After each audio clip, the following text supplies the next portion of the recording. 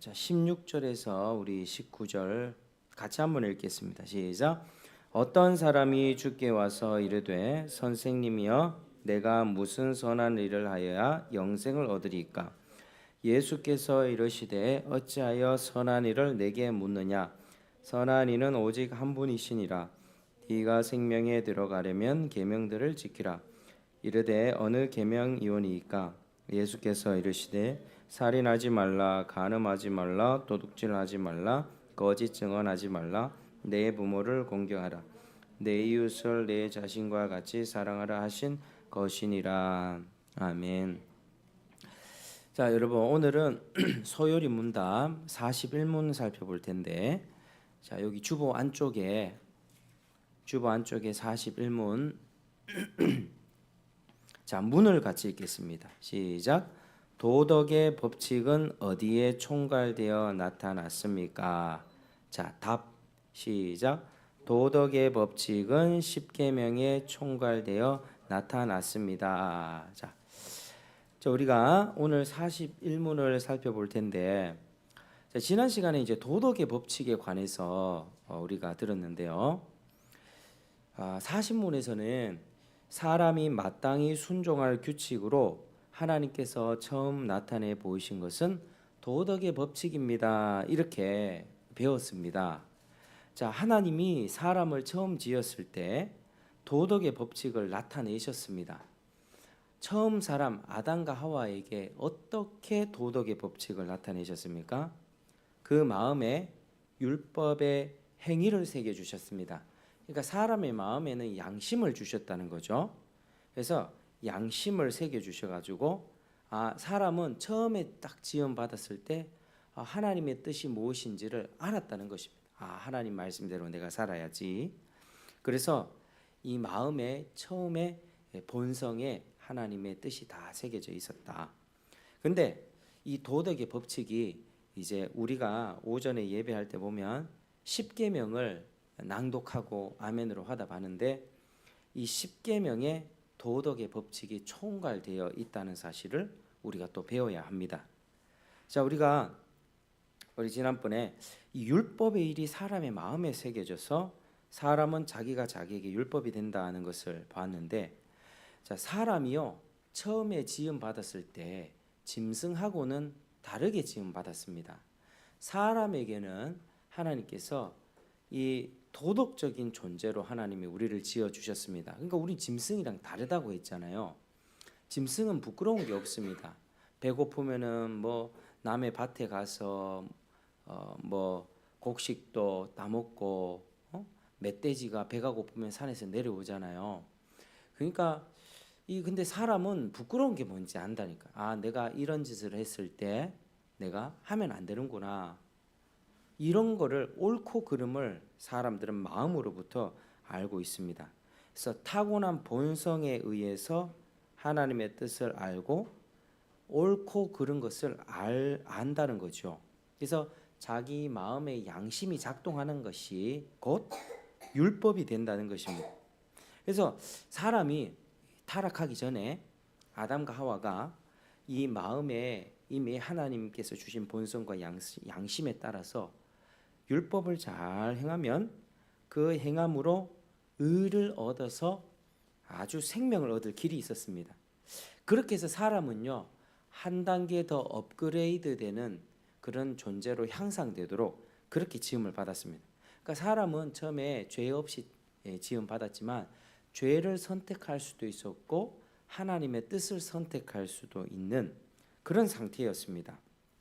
그래서 원래 하나님께서 사람을 지으실 때 아주 높고 훌륭한 존재로 지어주셨고 뭐든지 자기 자유의지를 주셨습니다. 자기가 원하면 하나님 말씀 따를 수 있고 원하지 않으면 하나님 말씀 배신할 수 있고 그렇게 완전한 자유의지를 가진 채로 이렇게 지으셨는데, 사람이 하나님을 사랑하고 또 그 안에는 악한 마음이 없었기 때문에 자기가 그 뜻을 알았으면 충실히 순종할 수가 있었습니다.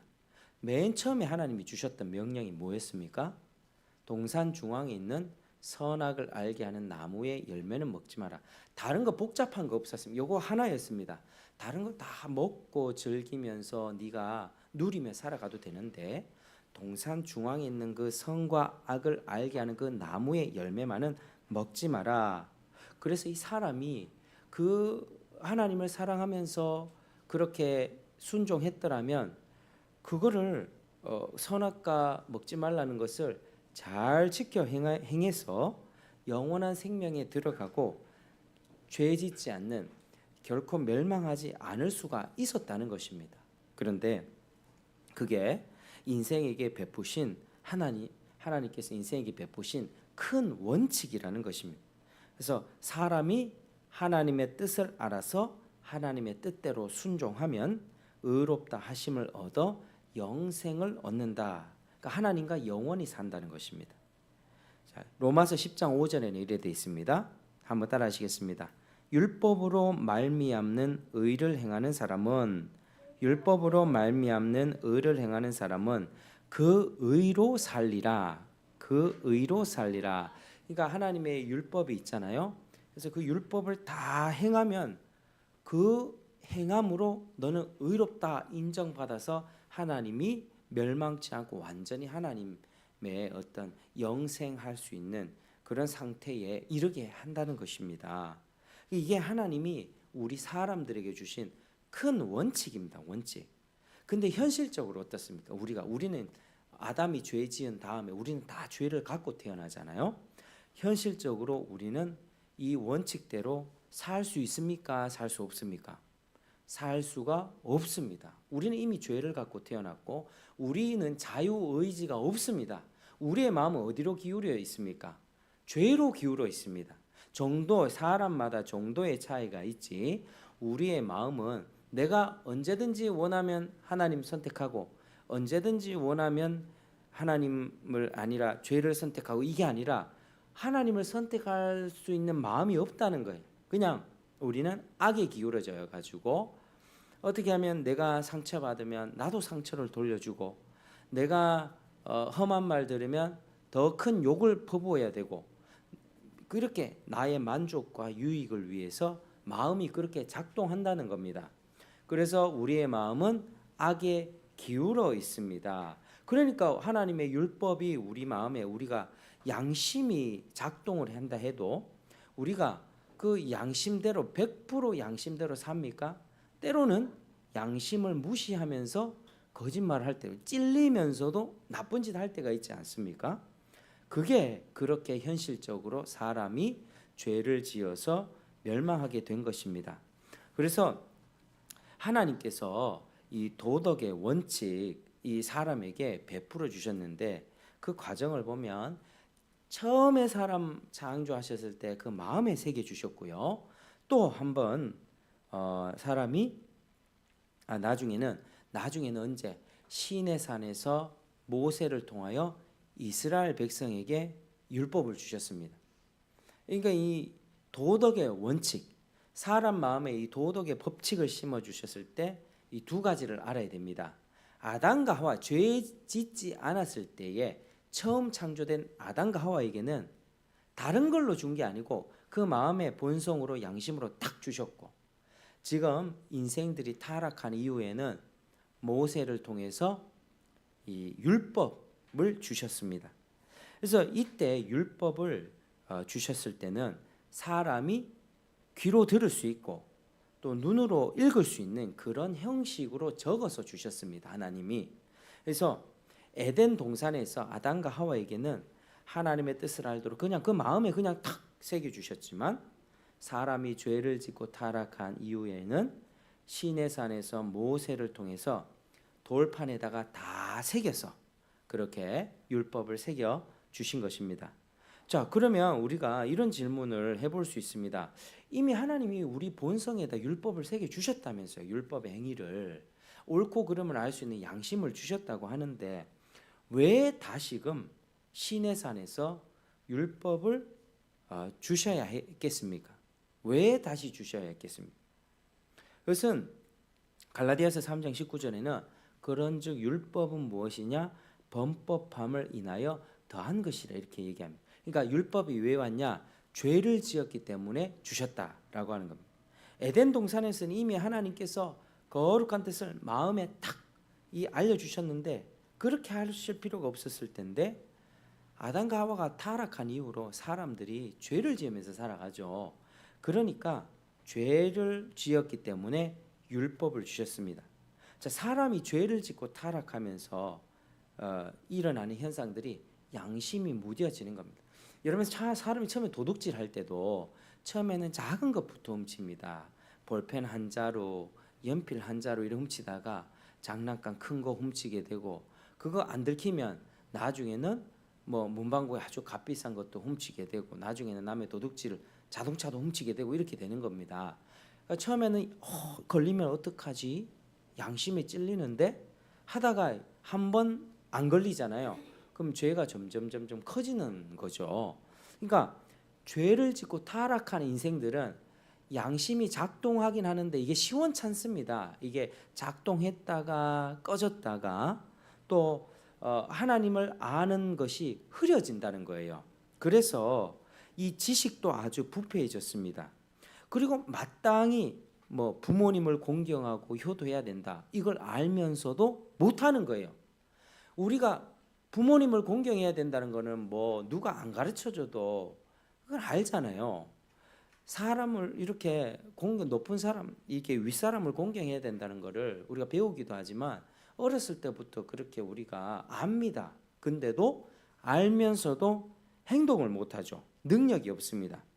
그래서 사람이 범죄한 이후에 타락한 사람들은 알면서도 그걸 행하지 못하는 거예요. 내가 사랑해야지, 용서해야지, 내가 훔치지 말아야지, 내가 때리지 말아야지, 이렇게 마음을 먹잖아요. 근데 그 마음 먹은 대로 못한다니까요. 진짜 그랬습니다. 우리는요, 옳고 그른 게 뭔지 알아도 그거를 행할 능력이 없다. 때로는 양심이 되게 무뎌진 사람들은요, 이게 나쁜 건지도 모르고 해요. 모르고. 그러니까 타락한 세상은요, 막 죄의 기준이요, 막 들쑥날쑥한 거예요. 뭐 그게 뭐가 죄냐? 우리는 그게 죄다. 그건 죄가 아니다. 그렇게 해도 된다. 아니다. 이러면서 서로 막 싸운다는 것이죠. 그래서 이 죄를 지은 사람은 무지합니다. 무능합니다. 행할 능력이 없습니다. 하나님의 뜻이 무엇인지 다시금 천명하고, 그렇게 함으로써 죄를 깨닫게 할 필요가 있었기 때문에 하나님이 율법을 주셨습니다. 그러니까 율법을 딱 주신 거는 이제 계속 배울 거거든요. 그래서 계속 배울 건데, 율법의 대표적인 게 이제 십계명인데요. 하나님 율법을 딱 주셨을 때는 자, 10가지 계명 이거 있지? 이거 다 지키고 구원받아. 이게 이렇게 줬던 게 아니라는 거예요. 이 율법 앞에 거울을 비춰보면서 네가 얼마나 죄인인지 좀 깨달아라. 이걸 먼저 주셨다는 거예요. 그게 율법이 먼저 주어진 이유입니다. 그래서 죄를 깨닫는 것이 우선입니다. 자, 여러분, 하나님은 예수님을 통해서 모든 죄인들에게 누구든지 네가 김정은처럼 북한 동포 2,500만 사람 굶겨 죽이고 사람을 뭐 1,000명, 100명 죽인 살인자라 할지라도 하나님은 예수님을 통해서 그 죄를 버리고 다시 하나님께로 돌이킬 수 있게끔 기회를 주십니다. 그래서 아무리 죄가 많은 사람이라도 자기가 내가 죄를 지었다라고 인정하고 하나님을 붙잡기만 하면 다 용서받습니다. 다 구원받고 천국에 갑니다. 그런데 자기가 죄인인 줄 알지 못하면 예수님을 아무리 얘기를 해도 이 사람 믿겠습니까? 안 믿겠습니까? 안 믿겠죠. 내가 만약에 사람을 5명을 죽인 사람이라고 합시다. 그럼 저 옆에는 100명 죽인 사람이 있어요. 그러면은 이게 사람이요, 다른 사람과 비교해 본다니까요. 내보다 더 나쁜 놈하고 비교해 가지고 저 사람은 100명 죽인 저 나쁜 사람은 난 저 사람보다 낫다. 자기 의를 내세우거든요. 그러니까 우리는 기준이요, 옆집 사람이에요. 옆 사람하고 비교해 가지고 저 사람보다는 내가 좀 낫지 이러면서 자기 위로를 얻거든요. 내 정도면 괜찮지. 하나님도 내 정도면 천국 보내주지 않을까? 이렇게 생각한다는 거예요. 근데 그런 사람은요, 백날 예수님 얘기해도 이 예수님을 믿을 수가 없어요. 예수님 당신의 죄 때문에 돌아가심. 내가 무슨 큰 죄를 그래 지었습니까? 저 사람은 100명 죽인 사람이고 나는 5명밖에 안 그랬는데 내가 뭐 그래 죄를 지었습니까? 이렇게 생각한다니까요. 근데 이 잘못됐다는 거죠. 그래서 자기가 자기의 죄를 알지만 이제 아무 소망도 없고 나는 멸망받아서 지옥 간다, 하나님의 벌 받아서 지옥에 떨어질 것이다 라는 정도까지 알지 못하면 아무리 좋은 예수님을 얘기해줘도 안 믿는다는 거예요. 여러분 밖에 나가가지고 예수님을 얘기를 해보세요. 막 사람들이 쉽게 믿나? 자기는 착하게 살았다 그래 생각하죠. 그래서 정말 저는 그렇게 생각합니다. 평범하게 살면서 나는 착하게 살았습니다. 나는 죄 없습니다. 내가 사람 때렸습니까? 죽였습니까? 사기를 쳤습니까? 나는 법 없이도 살 만큼 착하게 살았습니다. 이래 생각하는 사람보다도요, 큰 죄를 짓고 감옥에 들어가서 내가 그러면 안 됐었는데 내가 잘못 살았다라고 뉘우치는 그 사람에게 더 희망이 있는 거예요. 그래서 예수님의 복음은 자기가 지은 죄가 얼마만큼인지 상관없이 스스로 돌이키는 자에게 좋은 소식이 되는 것입니다. 그래서 복음은 차별이 없어요. 너는 이만큼 죄를 지었으니까 너는 천국 못 가. 이게 아니라니까요. 그래서 자기가 죄를 깨닫는 것이 가장 우선입니다. 큰일 났구나. 내가 하나님 앞에서 율법이란 거울 앞에 딱 비춰보는, 거울이 먼지가 많이 끼 있으면 내 얼굴을 봤을 때 잘생겨 보입니다. 이렇게 얼굴에 별 문제가 안 돼, 문제가 없어 보여요. 근데 깨끗한 거울에 딱 비춰보면 여러분 어떠세요? 내 얼굴에 여기 주름살도 있고 상처도 있고 뭐 여기 뭐 골 맞는 데도 있고 내 얼굴이 많이 늙었구나 이렇게 볼 수 있죠. 여러분 진짜 지나가는 뭐 노숙자나 이렇게 거지들 품에서 우리가 있으면 우리 얼굴이 빛이 나겠죠. 근데 연예인들 옆에서 연예인들처럼 잘생기고 예쁘고 멋있고 막 이런 사람들 옆에서 내가 딱 있으면 내가 마치 노숙자처럼 보일 겁니다. 그러니까 우리는 어떤 거울에다가 내 자신을 비춰봐야 되나? 바로 하나님이 주신 율법 앞에서 나를 비춰봤을 때 나는 소망이 없구나. 나는 지옥 가겠구나. 하나님의 멸망받고 나는 정말 큰일 났구나. 하나님 도와주세요라고 하는 이 마음이 생겨야만 예수님을 믿게 되는 것입니다. 그래서 이런 과정들이 반드시 구원 얻는 사람들에게는 필요한데요. 사람의 본성으로 하나님의 뜻을 아는 것으로는 이 정도의 절망의식이 없습니다. 그렇잖아요. 내가 하나님의 뜻을 제시하지 않고 당신 착한 사람입니까? 못된 사람입니까? 막 이리 물어봅시다. 스스로 얘기할 것 아닙니까? 나는 이 정도면 착하게 살았습니다. 전 나쁜 짓을 좀 했습니다. 이래서 얘기하지 않겠습니까? 그래서 하나님의 거룩한 뜻도 잘 모르고 희미해지고 어느 정도 알아도 그걸 행할 능력이 없습니다. 그래서 자꾸 변명하고 다른 사람보다 다른 사람도 다 그래서 하는데 내가 뭐 그렇게 큰 문제냐 그래 넘기면서 그렇게 사는 것이죠. 근데 하나님께서는요 우리가 얼마나 죄인인지 드러내시기 위해서 우리가 얼마나 절망 가운데 처해 있는가 알게 해주기 위해서 율법을 주신 것입니다. 여러분 우리가 지금 이래 보면은 영적인 눈을 들어서 보지 못하면 어떻습니까? 천국과 지옥이 안 보이지요. 예수님 안 믿고 하나님 모른 채 살아가는 인생들을 영적인 눈을 딱 떠서 밖에 하나님 모른 채 살아가는 사람을 보면 그 인생이 지금 어디로 가고 있죠? 지옥의 내리막길로 가고 있는 겁니다. 우리 영적인 눈을 떠서 봐야 되는 거예요. 그래서 우리가 얼마나 절망 가운데 있고 얼마나 지옥으로 내리막길로 가파르게 가고 있는가를 알면 우리가 그 사람에게도 예수님을 강권적으로 전해 줄 수 있는 거죠. 근데 그 역할을 율법이 한다는 건데 율법. 이 율법의 내용은요. 에덴 동산에서 아담과 하와를 창조하셨을 때 마음에 탁 양심을 심어 준 것, 그것과 내용이 다르지가 않습니다. 본성으로 사람의 양심으로 나타낸 하나님 뜻과 같은 내용이라고 하는 거예요. 시내산에서 모세를 통해서 받은 이 율법이요. 근데 이 시내산에서 모세를 통해서 율법을 주실 때는 어떻게 주셨습니까? 출애굽기 읽어보면 막 그 번개가 치고요. 그때 막 연기가 일어나고 막 불타는 산 가운데 하나님이 사람들이 막 크게 두려워서 떨면서 하나님이 여기 계시는구나 막 두려워 떠는 가운데 하나님이 목소리로 사람들이 듣게 하셨습니다. 오르르 쾅쾅쾅쾅 하는 그런 하나님의 거룩하심 임재 앞에서 하나님 우리 어떡하지? 하나님 앞에 서면 우리가 어떡하지? 하는 이런 그런 두려운 분위기 속에서 하나님이 새겨 주셨다는 거예요. 에덴에서는 그렇게 안 했죠. 그냥 마음속에 딱 새겨 주셨습니다. 그래서 죄 없는 상태 가운데서는 하나님의 뜻을 들을 때는 그렇게 두려움이 없었을 것입니다. 그런데 죄 지은 상태 가운데에서 하나님께서 10마디 말씀을 하실 때에는 사람들이 두려워했습니다. 여러분, 우리 죄인이 하나님 앞에 서본다고 한번 상상해 보십시오.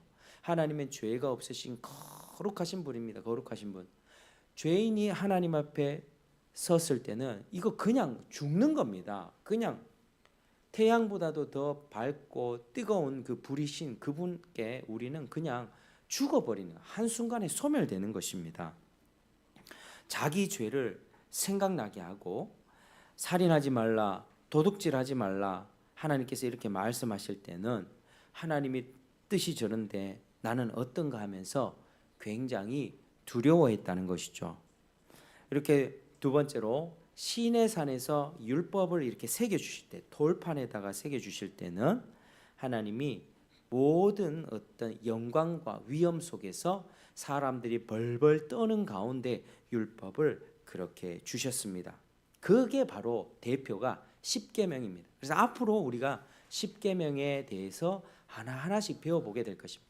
십계명을 배워보면서 내가 하나님 앞에 얼마나 죄를 지었는가를 우리는 아는 시간을 우리가 이제 오후 시간대마다 갖게 될 겁니다. 그래서 사람으로 하여금 무뎌진 양심을 깨우치는 거예요. 여러분, 나쁜 짓도 계속하면 그 나쁜 짓 모른다니까요. 당연한 일상처럼 된다니까요.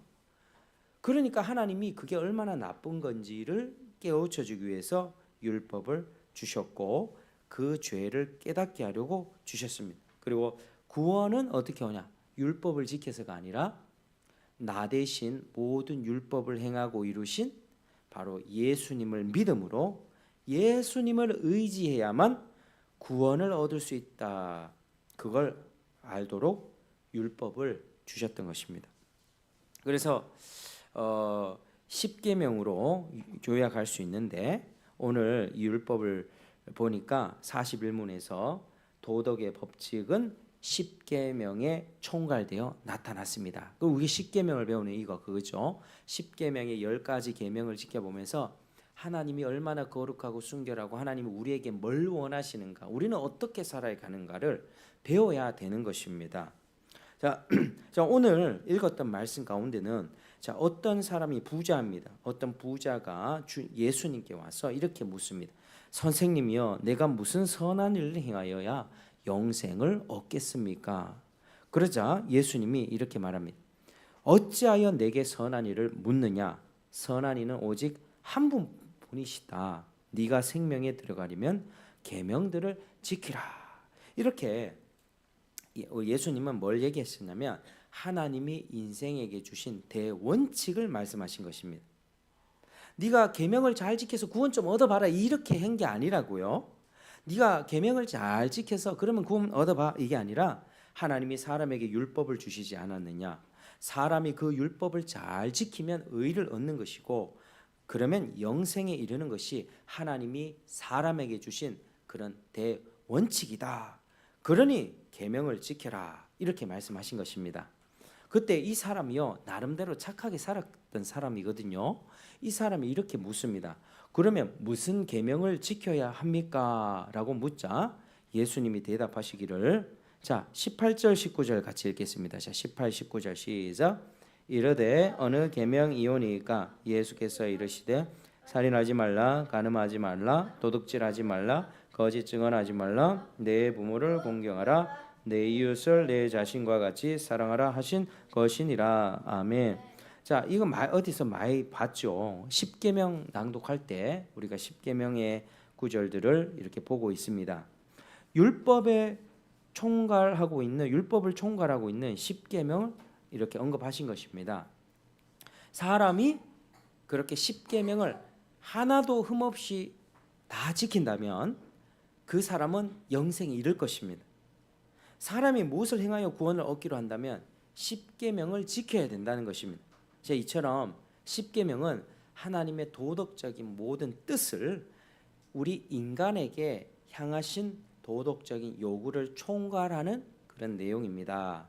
여러분, 그래서 이는 먼저 하나님의 백성으로 부름받은 이스라엘에게 선포하셨고, 그게 후에 복음이 전파됨에 따라서 우리도 율법의 내용들을 이 성경을 통해서 십계명도 이렇게 알게 됐던 것입니다.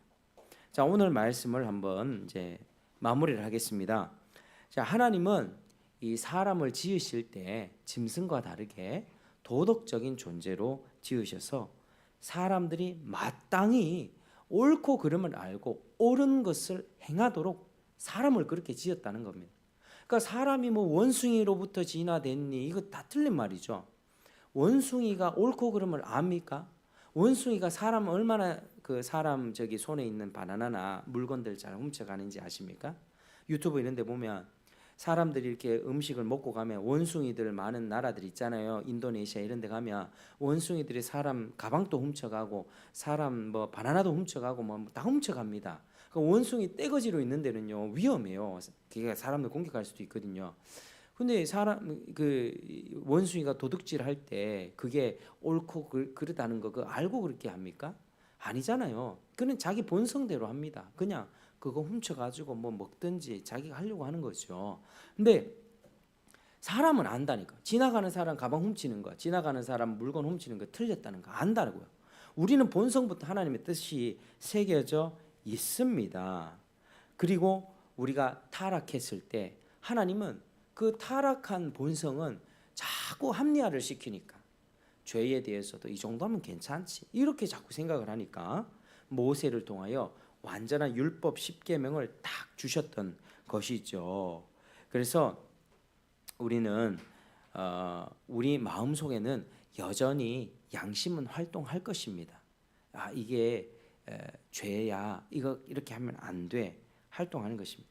근데 양심으로는 세상의 질서는 어느 정도 유지를 할 수 있고 또 이 나라의 법과 제도도 어느 정도 유지를 할 수 있습니다.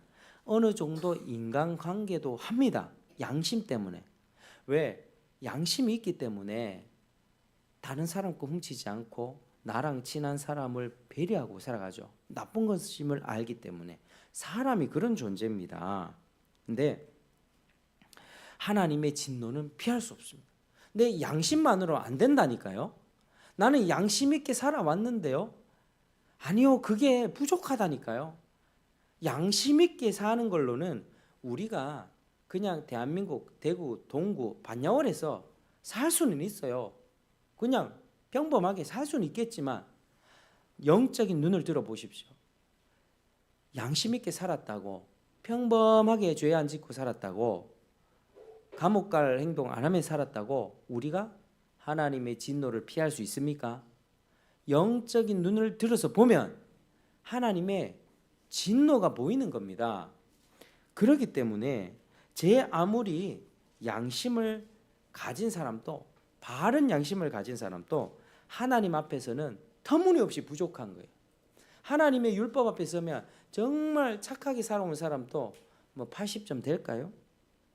그리고 그가 지었던 죄를 봤을 때 그가 아무리 작은 죄 하나 지었다, 남의 걸 이래 보면서 나 저거 내 거 가지고 싶어라고 하는 탐스러운 마음 하나만 딱 가졌다 해도, 그 하나만 지었다고 해도 지옥 가기에는 충분합니다. 여러분, 하나님의 기준이 그만큼 높은 것입니다. 그래서 하나님은 타락하는 인생들을 불쌍히 여기셔서 자기의 죄악을 그대로 보게 하시고 절망 가운데 그리스도께 돌이키게 하시려고 믿음으로 의롭다함을 얻게 하시려고 율법을 주셨습니다. 그래서 예수님을 믿는 사람은 이제 믿음으로 의를 얻고 율법을 감사함으로 기쁨으로 지켜나가는 것입니다. 거룩한 삶을 실천하며 사는 것이죠. 여러분, 하나님이 어떤 분인지, 하나님 앞에 우리 인간은 어떤 존재이며 어떻게 살아가야 되는지 좀 이해가 되십니까? 우리가 이런 관계 속에서 살아갑니다. 여러분, 사람은요, 하나님이 어딨어? 자기가 그런 말을 했다고 해서 하나님의 진노로부터 피할 수 있는 게 아닙니다. 하나님이 인간에게 요구하시는 게 있는데 그걸 만족시켜야만 해요. 근데 만족 못한다니까요. 양심으로는. 그래서 하나님께서 우리에게 뭘 요구하시는가, 앞으로 십계명을 찬찬히 배워보면서 내가 얼마나 자격 미달인지를 깨닫고 예수를 믿고 우리 십계명의 말씀, 또 하나님의 거룩하신 많은 뜻들을 또 지키면서 순종하며 살아가는 저와 여러분 되시기를 주의 이름으로 축복합니다. 기도하겠습니다.